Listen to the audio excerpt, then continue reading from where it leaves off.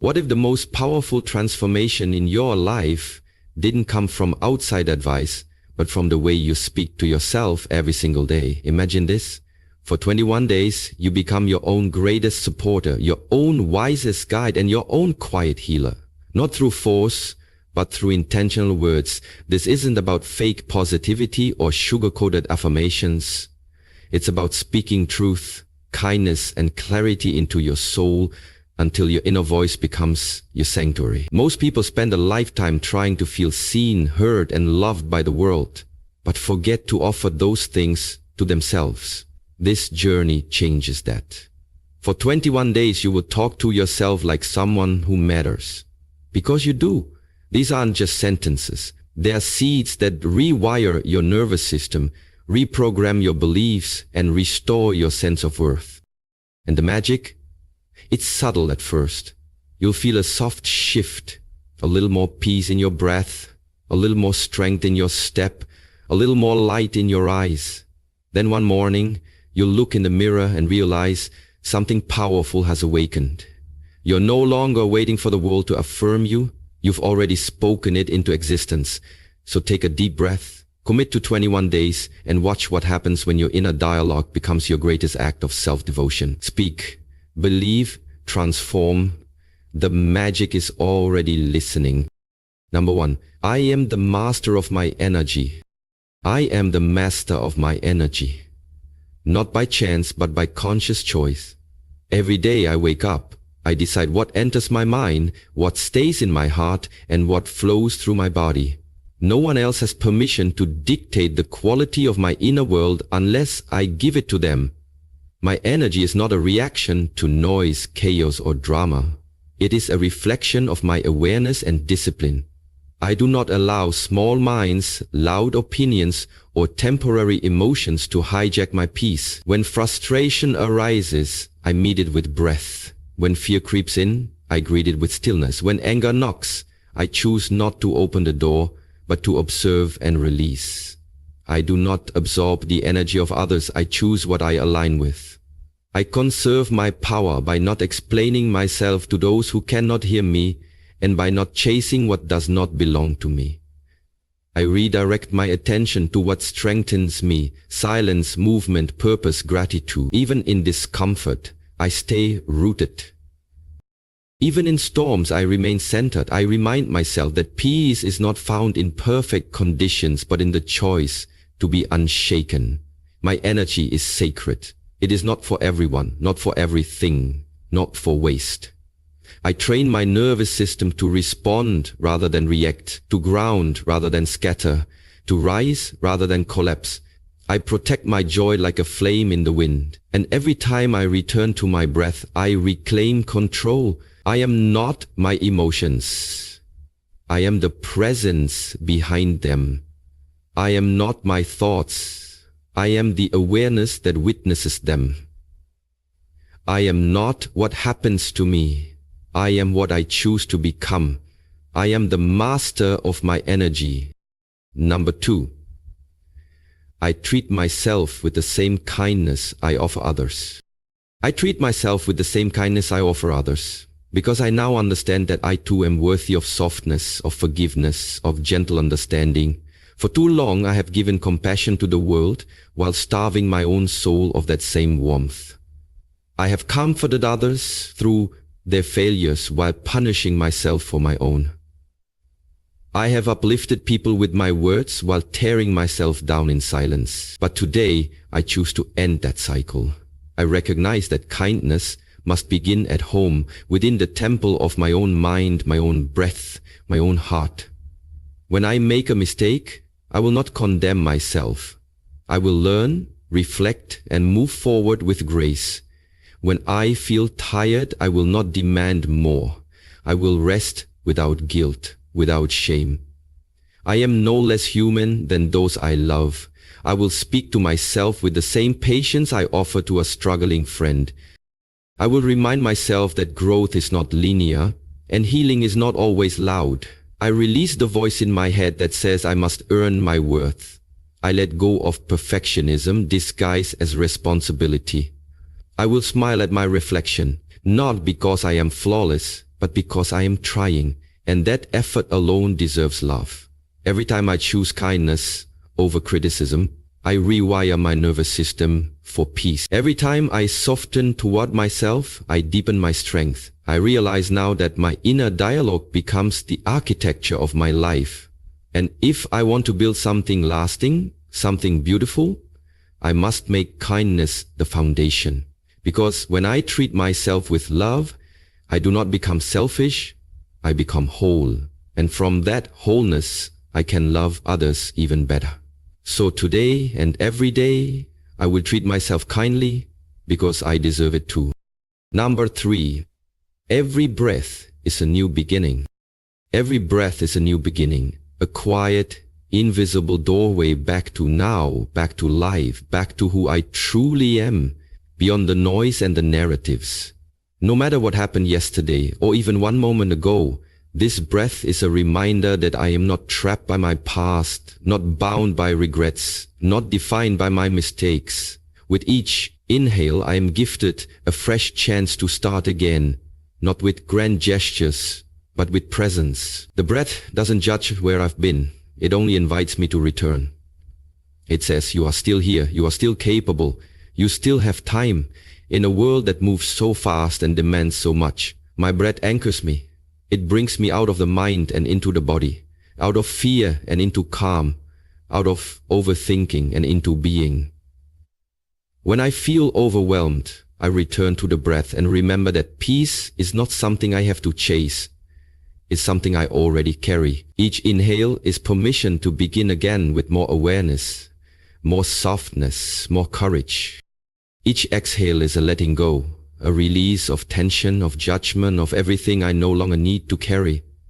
I do not need to wait for the perfect moment, the perfect plan, or the perfect version of myself to move forward. This breath is enough. This breath is the beginning. I can start again at any time, in any place, simply by breathing with intention. The breath is my quiet companion, always there, always ready to reset the rhythm of my life. It reminds me that I am not stuck, I am alive. And as long as I am alive, I have the power to begin again, as many times as I need to. Number 4, I am not my thoughts. I am the space they move through. I am not my thoughts. I am the space they move through, the quiet witness behind the noise, the vast sky untouched by the passing clouds. Thoughts arise like waves on the surface of the ocean, but I am the depth beneath, calm, expansive, and still. Just because a thought appears does not mean it is true, does not mean it belongs to me, does not mean I have to obey it. For years I mistook the voice in my head for truth, letting it dictate my self-worth, my potential, my peace. But now I see clearly. Thoughts are visitors, not residents. Some are helpful, some are harmful, but none are me. I am the awareness that sees them come and go. I can observe my fear without becoming afraid. I can notice self-doubt without collapsing into it. I can hear my mind say, "You're not enough," and respond, "I hear you." But I know that's not true. When I sit in stillness, I realize that even the loudest thoughts pass like leaves in a stream. They only gain power when I believe them, when I attach my identity to them. But I am not the storm, I am the sky. I do not have to react to every mental impulse. I can pause, breathe, and return to the spaciousness within me.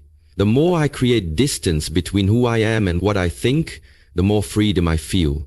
In this space, there is choice. In this space, there is peace. My thoughts are not enemies, but messengers. They come and go, but I remain. I am the awareness, the silence, the field of presence they dance through. And in that truth, I reclaim my power, not by controlling my thoughts, but by remembering I am not them. Number 5, I choose presence over perfection. I choose presence over perfection because I now understand that trying to be perfect only pulls me away from the moment I'm living in. Perfection is an illusion, a mirage that keeps moving no matter how fast I chase it, while presence is always available. right here, right now, in this breath, in this moment. When I obsess over getting it all right, I miss the beauty of what already is. I miss the quiet joy in simply showing up, in being human, in giving my best without needing it to be flawless. Perfection creates anxiety, presence brings peace. Perfection is rigid, presence flows. I don't need to fix every detail or meet every expectation. I need to feel my feet on the ground and allow myself to be fully here. When I make a mistake, I do not shrink in shame. I lean into the moment and grow from it. When I fall behind, I don't rush to catch up. I slow down to reconnect. There is no power in pretending to have it all together. The power lies in authenticity, in awareness, in honesty with myself. I give myself permission to be a work in progress and a masterpiece at the same time. I don't have to get it perfect to get it meaningful. Life isn't asking me to be flawless. It's asking me to be flawless, to be real, to be awake. Each time I return to now, I return to myself. I silence the noise that says not enough, and I listen instead to the truth that says this is enough. You are enough. Presence allows me to live, love, and create from a deeper place. And so today, I choose to be here, fully, imperfectly, gratefully, because presence is where my power truly lives. Number 6, I honor my pace, my path, and my progress. I honor my pace, my path, and my progress, because I understand now that comparison is the enemy of peace and that no two journeys are meant to look the same. My growth may not be loud or easily measured, but it is real, it is sacred, and it is mine. I no longer rush to meet someone else's timeline, nor do I shrink when others move faster than me. Life is not a race, it is a rhythm, and I move to the beat of my own soul. Some days I leap forward, some days I crawl, and some days I simply breathe and rest. And all of it counts, all of it matters. I remind myself that progress is not always visible to the world. Sometimes it's in the quiet decision to keep going, to keep believing, to keep healing, even when it's hard. My path is not linear. It twists, it bends, it pauses, but it always leads me forward in the way I'm meant to grow. I don't need to prove myself through speed. I show up in consistency, in intention, in grace. I release the pressure to arrive and embrace the unfolding of who I am becoming. I respect the lessons life gives me at my own pace, trusting that what's meant for me cannot be rushed nor missed. Every small step I take is a victory. Every moment of effort is progress, even when it's unseen. I honor my setbacks as part of the journey, not as signs of failure, but as invitations to grow deeper roots. I am not behind. I am exactly where I need to be. I walk with patience, with trust, with quiet confidence. And each time I affirm this truth, I walk lighter, freer, more grounded in who I truly am becoming. Number 7, I am both soft and strong. I am both soft and strong, and I no longer see these qualities as opposites, but as sacred partners living within me. My softness is not weakness, it is the courage to feel deeply, to stay open, to remain kind in a world that often demands hardness. My strength is not aggression, it is the quiet power to rise, to endure, to stand firm in who I am without needing to shout. I allow myself to cry when I need to, and still rise when the time calls me to act. I carry compassion in one hand and resilience in the other. And I walk through life knowing that true power is found in balance. I do not have to harden to protect myself, nor do I need to crumble to prove my sensitivity. I am allowed to be vulnerable and still be powerful. I can offer a gentle word without losing my voice. I can forgive others without making excuses for their harm. My softness makes me human, empathetic, real, and my strength ensures I do not lose myself while holding space for others. I no longer apologize for being both a nurturer and a warrior, for needing rest and still carrying purpose, for choosing peace while being capable of facing storms. There is a quiet dignity in being rooted and graceful, in standing firm while remaining kind, in being unshakable yet tender-hearted. I am not either/or, I am all of it, and that is my truth. The world may not always understand this harmony, but I do, and so I honor it, I protect it, I live it. Because in this union of softness and strength, I am whole, I am complete. I am a force, not in spite of my softness, but because of it, woven perfectly with the strength I've earned. Number 8, I release what no longer serves me. I release what no longer serves me, not with anger, not with fear, but with clarity, love, and the quiet strength of someone ready to grow. I let go of the old stories that kept me small, the outdated beliefs that told me I was not enough, the guilt that weighed on my spirit like a stone I was never meant to carry. I release the need to be understood by those who were never meant to walk my path, and I free myself from the expectations that were never mine to fulfill. I loosen my grip on relationships that feel more like resistance than connection, on habits that drain me more than they nourish me, on thoughts that dim my light and keep me looping in places I've already outgrown. Letting go is not failure. It is a sacred act of honoring where I am now and where I am going. I make peace with the past not because it was perfect, but because I am choosing not to carry its weight any longer. I do not need to prove anything to keep something in my life. If it no longer aligns with my growth, it is safe to release it. I create space not out of emptiness, but out of readiness, for peace, for truth, for new beginnings that reflect who I am becoming. What no longer serves me does not deserve a home in my heart, my mind, or my energy. I do not force or chase. I allow and trust. I let go to rise higher. I release to breathe deeper. And in this surrender, I do not lose.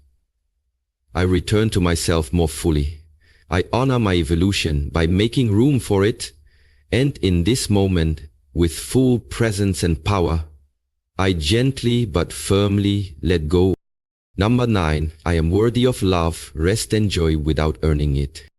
I am worthy of love, rest and joy without earning it. Not because of what I produce, how much I achieve, or how perfectly I perform, but simply because I exist. Because I am human, breathing and becoming. I no longer tie my worth to my productivity or believe that I must exhaust myself to deserve peace. I do not need to constantly prove my value through doing, fixing, or giving. I am allowed to receive, to pause, to simply be. Love is not something I must compete for or chase. It is something I am inherently worthy of, even on the days when I feel broken, messy, or undone. Rest is not a reward at the end of burnout. It is a right, a necessity, a sacred act of self-respect. Joy is not something I must earn through struggle. It is a frequency I can choose, even in small quiet moments. I no longer believe the lie that I must always be strong, always be useful, always be doing something to be enough. I give myself permission to soften, to enjoy without guilt, to rest without apology, to receive without explanation. My value is not conditional. It is not up for debate. I do not have to keep chasing approval or running from stillness. I am allowed to exist fully without constantly proving my right to be here. I deserve to be held, not just when I'm achieving, but when I'm simply breathing. Today I reclaim what the world tried to make transactional: my joy, my rest, my worthiness. I am not a machine. I am not a project. I am a soul. And that is enough. I do not have to earn what was already mine from the beginning. Love, rest, and joy live in me, not because I work for them, but because I was always worthy. Number 10, I move through discomfort with courage. I move through discomfort with courage because I understand now that growth is not born in comfort zones, but in the spaces that challenge me, stretch me, and reveal parts of myself I've never met before. Discomfort is not a signal to retreat. It is a sign that something new is being built within me. I no longer see fear or uncertainty as enemies. I see them as gateways, as teachers, as necessary companions on the path of becoming. I do not wait to feel fearless before I act. I choose to act while fear walks beside me. I allow discomfort to sharpen me, to refine me, to teach me what still needs healing and where I am holding back. I do not avoid the difficult conversation, the unfamiliar step, or the emotional truth. I meet them with an open heart and a steady breath. Courage is not the absence of fear, but the decision that something else matters more. My peace, my freedom, my purpose. I will not let temporary unease prevent permanent transformation. Each time, I choose to stay present through the tension instead of numbing, hiding, or running. I build trust in myself. I tell my nervous system, we are safe, we are capable, we are strong enough to feel this and keep going. I remind myself that discomfort is often a sign that I am no longer shrinking to fit a version of myself that I have outgrown. I breathe through the friction and I listen. I don't need all the answers to keep moving. I just need the willingness to stay with the moment, even when it trembles. I am not afraid of discomfort.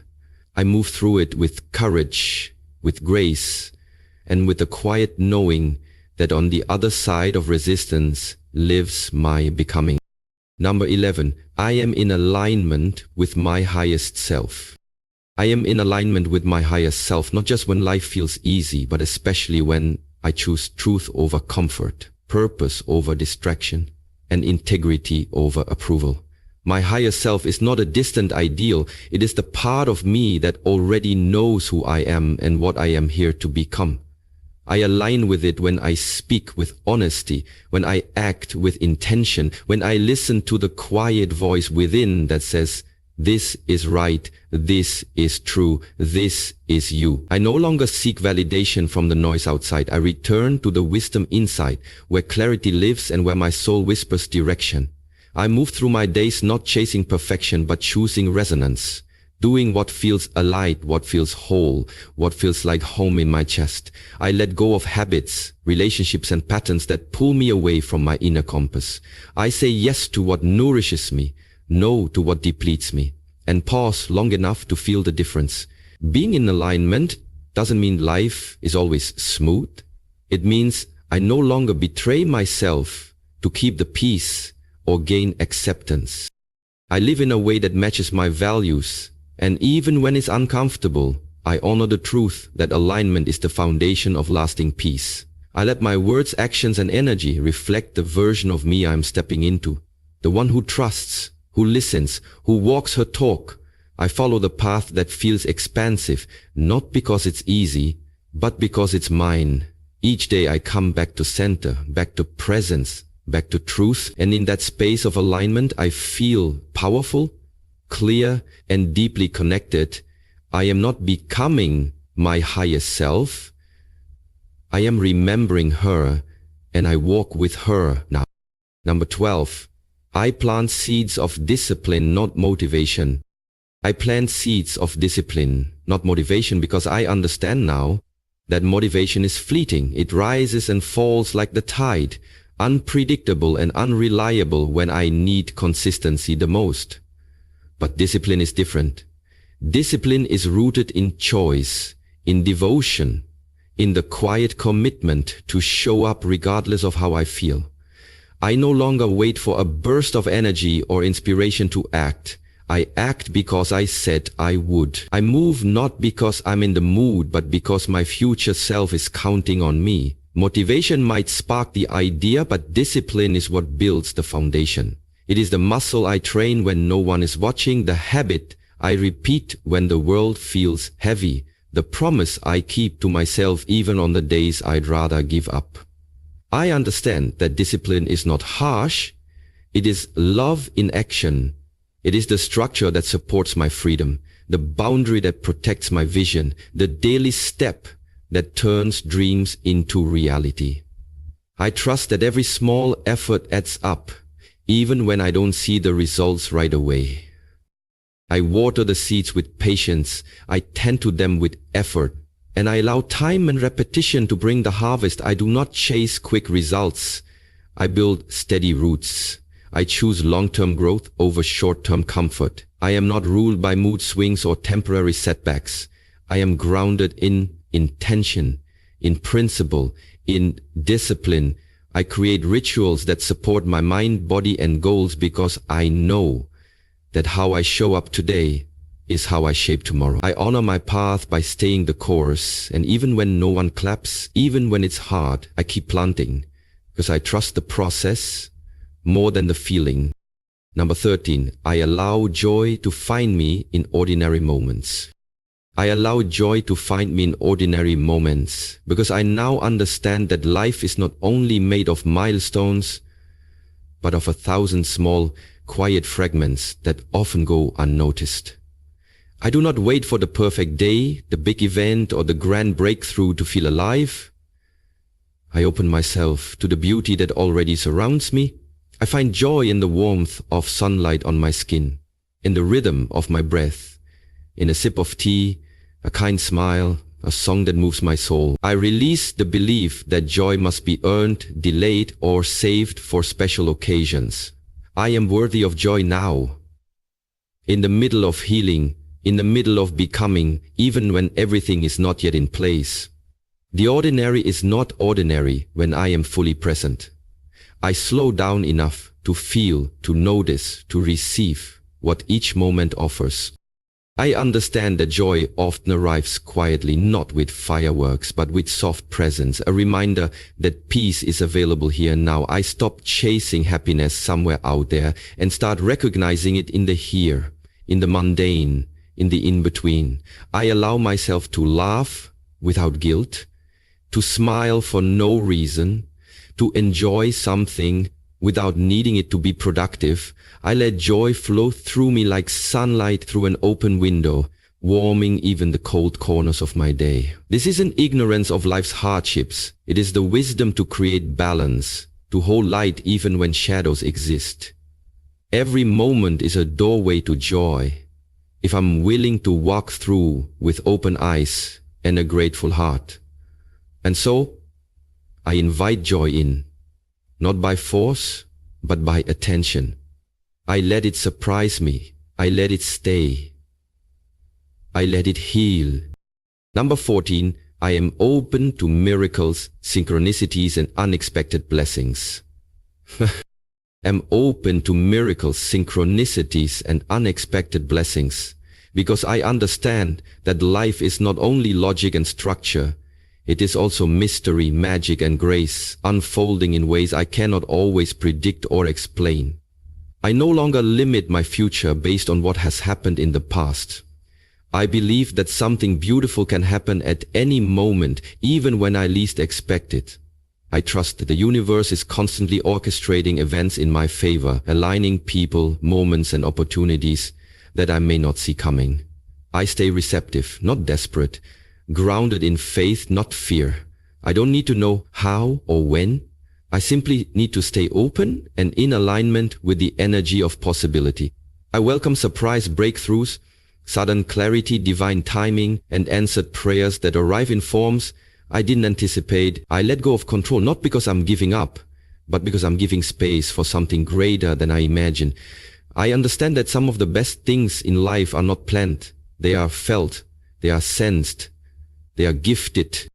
I choose to believe that blessings often come disguised as detours, that setbacks often make way for greater alignment. I no longer walk through life with a closed heart or a skeptical mind. I walk with open palms and a quiet trust that what is meant for me will always find its way. I look for signs, for beauty, for alignment, and I allow wonder to be part of my everyday awareness. The extraordinary often lives within the ordinary. I just have to see with eyes of belief. So today and every day I remind myself I am open, I am ready, and I am worthy of miracles far beyond what I can now imagine. Number 15, I am safe in my body and grounded in this moment. I am safe in my body and grounded in this moment because I choose to return to myself, not in fear, but in trust, not in escape, but in presence. I no longer treat my body as a battleground but as a home, a sacred place where life flows and breath moves with rhythm and wisdom. I allow my nervous system to soften, my shoulders to release, and my heartbeat to steady with each conscious inhale. I remind myself that right now, in this exact moment, I'm okay. I let go of the need to rush ahead or rewind the past. I am not lost in what has been or anxious about what might be. I root myself here, feet on the earth, heart in my chest, awareness anchored to the now. Even when the world feels chaotic, I create stillness inside. I breathe in safety and I exhale fear. I breathe in presence and I exhale worry. My body speaks to me in sensation